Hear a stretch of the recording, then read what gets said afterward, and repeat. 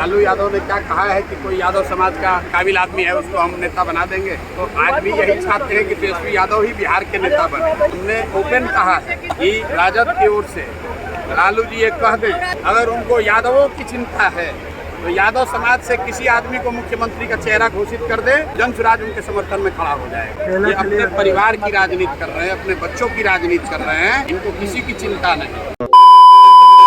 लालू यादव ने निकाल दिया अपने बेटे को पार्टी से 6 साल के लिए और परिवार से भी। पहले फोटो वीडियो वायरल हुआ था। सर नीतीश कुमार एनडीए की ऐसा है, लालू यादव किसी परिवार से निकाल दे रहे हैं, किसी परिवार में रख रहे हैं जी, इससे बिहार का क्या लेना देना। लालू यादव ने क्या कहा है कि कोई यादव समाज का काबिल आदमी है उसको हम नेता बना देंगे। लालू यादव तो आज भी यही चाहते हैं कि तेजस्वी यादव ही बिहार के नेता बने।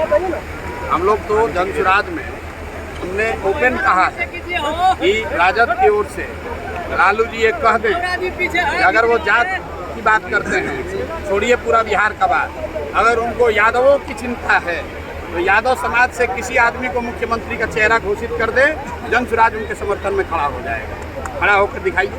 अरे ये जात तो करने वाले जो नेता है, जात नहीं कर रहे हैं, ये अपने परिवार की राजनीति कर रहे हैं, अपने बच्चों की राजनीति कर रहे हैं, इनको किसी की चिंता नहीं। नीतीश कुमार नीति आयोग की मीटिंग में शामिल नहीं हुए सर।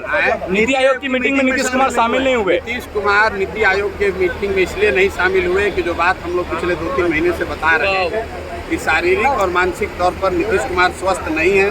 नीति आयोग के मीटिंग में जाते तो 4 आदमी देख लेता कि भाई इनका हालत है खराब, इसीलिए उनको ढाक तो उनके अफसर और 4 चाटुकार मंत्री उनको यहाँ पर रखे हैं, सुरक्षा के घेरे में रखे हुए हैं। नीति आयोग के बैठक में जाते तो वहाँ अन्य मुख्यमंत्रियों से मिलना पड़ता, कुछ बोलना पड़ता, देश की मीडिया देखती, वहाँ कैसे आप छुपते, इसीलिए डर के मारे नहीं गए और आज गए। एनडीए के मुख्यमंत्री का दूसरे नजरिए से देखिए, हाँ, जो देश का सबसे गरीब और पिछड़ा राज्य बिहार है, उसका मुख्यमंत्री विकास के लिए नीति आयोग के बैठक में नहीं जाता है और आज दिल्ली गए हैं कि जदयू को सीट 2 को ज्यादा मिले कि कम मिले। उस मीटिंग से भी वो भाग आए हैं सर, आधी मीटिंग से भी उठ के चले आए हैं। अरे भैया, जब दिमागे ठीक नहीं है, दिमाग काम नहीं कर रहा है, तो किसी मीटिंग में जाएंगे, किसी में नहीं जाएंगे। लेकिन जो समझने वाली बात है कि नीति आयोग बिहार के विकास के मुद्दे के लिए बैठक है, देश भर के मुख्यमंत्री जमा हुए थे, तो वहाँ पर न जाना चाहिए। प्राइवेट मीटिंग में आप जाइए चाहे न जाइए, उसका क्या फायदा। आपको लगता है सर इसके बाद भी बीजेपी उनको चेहरा मानेगी मुख्यमंत्री का? बीजेपी उनको चेहरा बनाकर चुनाव तक रखना ही रखना है बीजेपी को, क्योंकि जानता है कि न रखेंगे तो भाग के उधर चले जाएंगे। और 12 सांसदों का समर्थन भी दिल्ली में है। आप बताइए, बिहार के किसी सामान्य परिवार का बच्चा अगर उसको सिपाही बनना है तो उसको फिजिकल टेस्ट देना है, अगर उसको शिक्षक बनना है तो उसको मेडिकल टेस्ट देना है।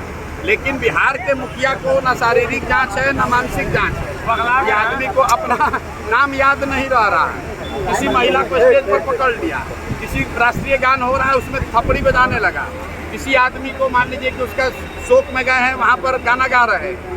और ऐसे व्यक्ति को बीजेपी ने थोप रखा है बिहार पर, सिर्फ इसलिए कि 12 सांसदों का समर्थन दिल्ली में मिलता रहे।